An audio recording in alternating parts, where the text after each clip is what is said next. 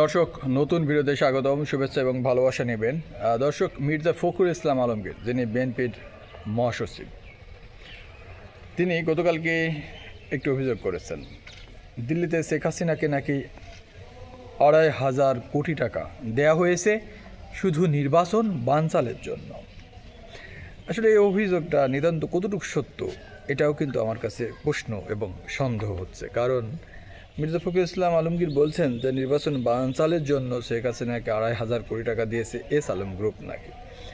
শেখ হাসিনা তার মানে কি পক্ষান্তরকে স্বীকার করে নেওয়া হচ্ছে যে শেখ হাসিনার ক্ষমতা বা শেখ হাসিনার এখনও একটা বাংলাদেশে প্রভাব রয়েছে? নাহলে শেখ হাসিনাকে এত কোটি টাকা কেন দেবে?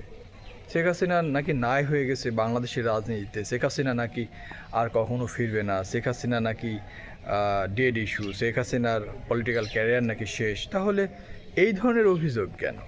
মির্জা ফখরুল ইসলাম আলমগীর কোন সেন্স থেকে বা কোন সোর্স থেকে এই অভিযোগ করলেন?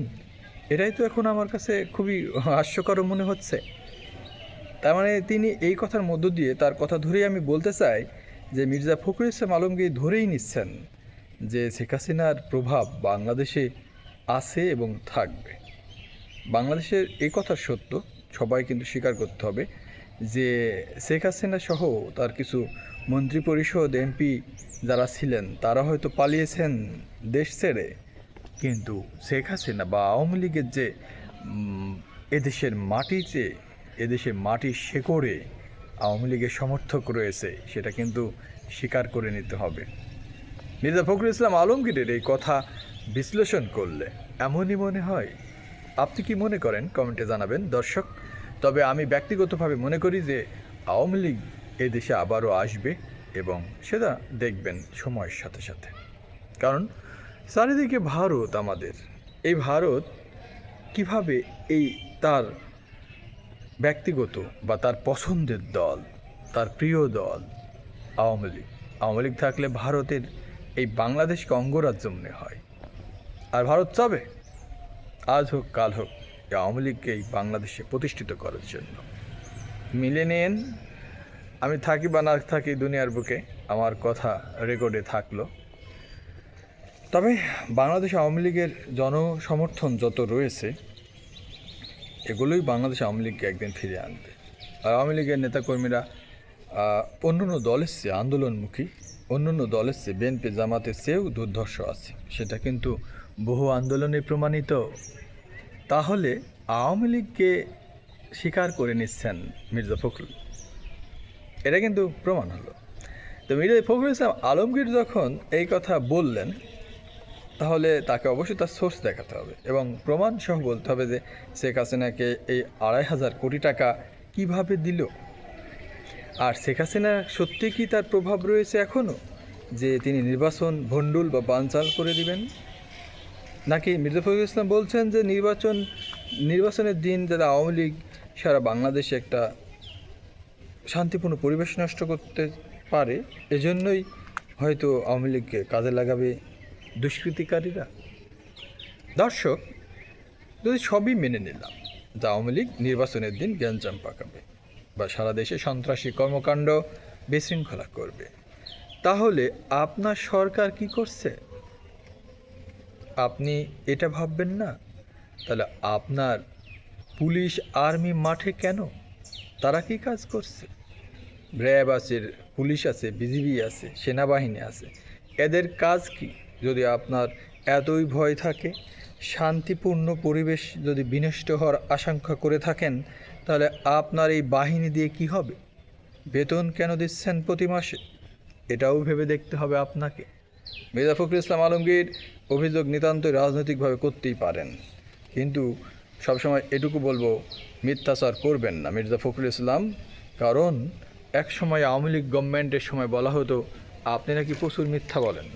সুতরাং তথ্য উপাত্য প্রমাণ নিয়ে জনগণের সামনে কথা বলুন, সত্যকে স্বীকার করে প্রমাণ করুন যে শেখ হাসিনাকে ২৫০০ কোটি টাকা দেওয়া হয়েছে নির্বাচন বানচালের জন্য, নাকি নিতান্তই শুধু মিথ্যাচার সে আপনার অভিযোগ করে থাকে আওয়ামী লীগরা যে ফখরুল ইসলাম সুন্দর করে মিথ্যা কথা বলতে পারে। সেটাই কি ধরে নেব আমরা? সবচেয়ে বড় কথা, বাংলাদেশের রাজনীতিতে মিথ্যাচার বহু আগে থেকেই আওয়ামী লীগ, বিএনপি সবাই করে। বর্তমানে বিএনপির মুখোমুখি এখন জামায়াত ইসলাম। জামায়াত ইসলামের অনড় দাবি পিআর পদ্ধতিতে ভোট হতে হবে, আনুপাতিক সংখ্যাগরিষ্ঠতার ভিত্তিতে সংসদে যাবে তারা। কারণ জামাত ইসলাম ক্ষমতায় যেতে চায়। জামাত ইসলাম কিন্তু এখন আর বিরোধী দলের স্বপ্ন দেখে না, জামাতে ইসলাম ক্ষমতায় যেতে চায়। দেখবেন এনসিপির সাথে তাদের খুবই দহরম মহরম এমন কিছু নাই, খুবই ঘনিষ্ঠতা, কিন্তু খুবই একদম মিষ্টি বন্ধু সুসময় একদম। এনসিপির সাথে তাদের অন্যরকম সম্পর্ক, যেটা বিএনপির সাথে এখন এনসিপির নাই। এনসিপির সম্পর্ক খারাপ হয়েছে রুমিন ফারহানার বক্তব্যে, ফজলুর রহমান, অ্যাডভোকেট ফজলুর রহমানের বক্তব্যে। কারণ তারা এনসিপির ব্যক্তিগত পর্যায়েও, অর্থাৎ নেতাদের কিছু ব্যক্তিগত চরিত্র নিয়েও কথা বলেছেন। সব মিলিয়ে এনসিপির সাথে বিএনপির যে খারাপ সম্পর্ক, কিন্তু জামাতের সাথে এনসিপির সম্পর্কটা অত্যন্ত মধুর, বিয়ে সেই প্রথম বিয়ে করার মতো। দর্শক, এক্স্যাক্টলি আমি মনে করি ব্যক্তিগতভাবে যে পলিটিক্যাল পার্টিরা বিভিন্ন সময় বক্তব্য দিবে, কিন্তু নির্বাচন ফেব্রুয়ারিতে যে ঘোষণা দেওয়া হয়েছে অন্তর্বর্তীকালীন সরকারের পক্ষ থেকে, এই নির্বাচন হবে কিন্তু অনেক কঠিন হবে, চ্যালেঞ্জিং হবে। আমার বিশ্বাস দুটো, নির্বাচন যদি হয়ে যায় সেই নির্বাচন হবে অত্যন্ত মেকানিজম ভরা, বিভিন্ন অভিযোগ থাকবে এবং এই নির্বাচন নিয়ে অনেক রকম কথা তৈরি হবে। নির্বাচন দ্বিতীয় যে আশঙ্কা, নির্বাচন বিভিন্ন কারণে তালবাহানা করে দেখবেন নির্বাচন পেছানো হবে। সরকার দায় নেবে না, সরকার বলবে আমরা তো নির্বাচন দিতেই চাই, নির্বাচন অনুষ্ঠিত করতে চাই, কিন্তু অন্যান্য রাজনৈতিক দল যখন অংশগ্রহণ করতে চাবে না, বিশেষ করে জামাত এবং এনসিপি, তারা বলছে সংস্কার, বিচার এবং পিআর পদ্ধতিতেই তারা ভোট করবে। তাহলে এখানে অঙ্কটা মিলে গেছে দর্শক, যে বিএনপি তো একা ভোটে যেতে চাবে না, বা একা ভোট করে আবার কি ফলাফল হবে, কন্টেস্ট না হলে তখনই হবে খেলা। তখনই সরকার বলবে আমরা তো নির্বাচন দিতে চেয়েছি, নির্বাচন তো আমরা দিতে চাই, নির্বাচন করছি, কিন্তু রাজনৈতিক দলগুলো না আসলে আমরা কী করব? বন্ধুরা, এখানেই তো খেলাটা শুরু। একটা কথা মনে রাখবেন যে বাংলাদেশের রাজনীতি অন্য দেশের রাজনীতির সাথে মিলবে না। অন্য দেশের রাজনীতির এরা মানুষকে যেমন সম্মান করে, মানুষের অধিকারকে সম্মান করে, সত্যকে সম্মান করে, নীতির উপরে প্রতিষ্ঠিত। বাংলাদেশে সেটা নেই। বাংলাদেশের মানুষ মিথ্যা দিয়ে আপনাকে অ্যাটাক করবে, দুর্নাম, অপবাদ, ঠিক আছে, এবং নিজের স্বার্থকে সবসময় প্রাধান্য দেবে। মির্জা ফখরুল ইসলাম আলমগীর কথা দিয়ে শুরু করেছিলাম আজকের ভিডিও, এবং তার কথা দিয়ে শেষ করতে চাই। মির্জা ফখরুল ইসলাম আলমগীর তিনি এটাও বলেছেন যে এখন চারিদিকে তিনি আশঙ্কা দেখতে পান, হতাশা দেখতে পান, খারাপ মানুষদের আনাগোনা দেখতে পান। কাকে দেখতে পান মির্জা ফখরুল ইসলাম আলমগীর?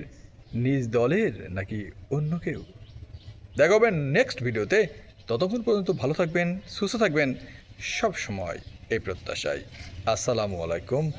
এবং সেই সাথে বলবো, যারা চ্যানেলে নতুন, লাইক, কমেন্ট, শেয়ার করবেন, সাবস্ক্রাইব করতে ভুলবেন না। অবশ্যই চ্যানেলটি সাবস্ক্রাইব করে দেবেন।